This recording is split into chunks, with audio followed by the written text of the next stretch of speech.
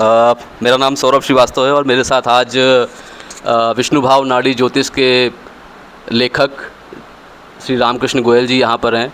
Sir नमस्कार, आपका स्वागत है इस शो में। मैं चाहता हूँ एक बार अपने बारे में दर्शकों को बताएं। दोस्तों, आप मुझसे अच्छी तरह परिचित हैं कि मैं नाड़ी ज्योतिष का विद्वान हूँ।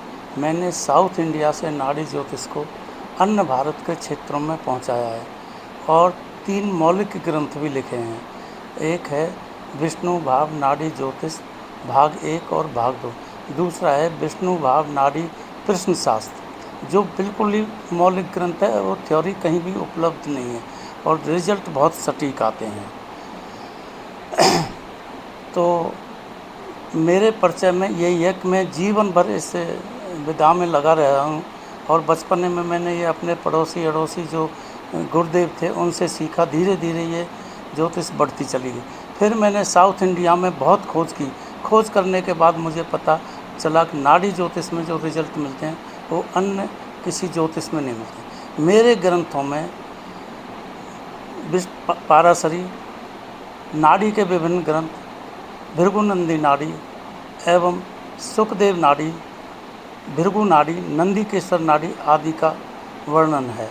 उसमें 50% पाराशर के नियम लगते हैं, 30% नाड़ी ग्रंथों के नियम लगते हैं एवं 20% मेरी अपने अनुभव के दिए हुए ग्रंथ लगते हैं। जो अनुभव मैंने दिए हैं वो वास्तव में अचूक और बहुत सटीक नियम हैं।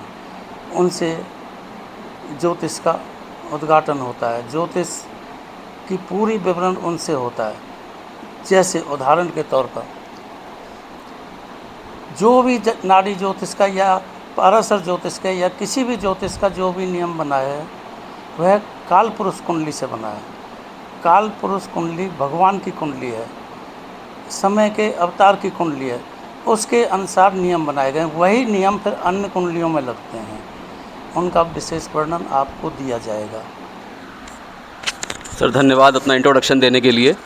सर थोड़ा सा बताइए कि बेसिकली इसे नाड़ी ज्योतिष में प्रथम भाव जो होता है उसको हम मानते हैं कि वहाँ पर जातक का जन्म होता है और अष्टम भाव जो होता है वहाँ पर जातक की मृत्यु होती है। तो इसको थोड़ा सा दर्शकों को डिटेल में बताइए, क्योंकि बहुत लोग ज्योतिष जानते हैं बट वो कोर नहीं जानते हैं। तो थोड़ा सा सर मेरी रिक्वेस्ट है कि थोड़ा सा इसको और डीप में समझाइए बेसिकली कि भाव क्या होते हैं, प्रथम भाव और अष्टम भाव क्या होते हैं, उनके कारक क्या होते हैं, आदमी जन्म कैसे लेता है। थोड़ा सा अगर आप चार्ट बना के यहाँ पर बता सकेंगे तो धन्यवाद सर। बंद करना पड़ेगा, चार्ट बनाने में टाइम लगेगा।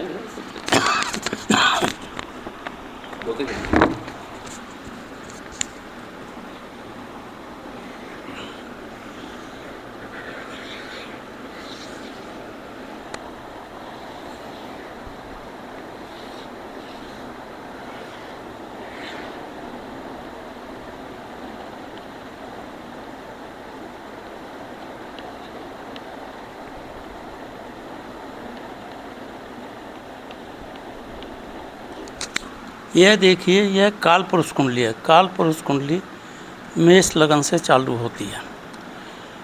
बेसिकली काल पुरुष कुंडली में जब सूर्य 15 डिग्री पर होता है तो वह उच्च का भी होता है और अपने नवांश में भी होता है।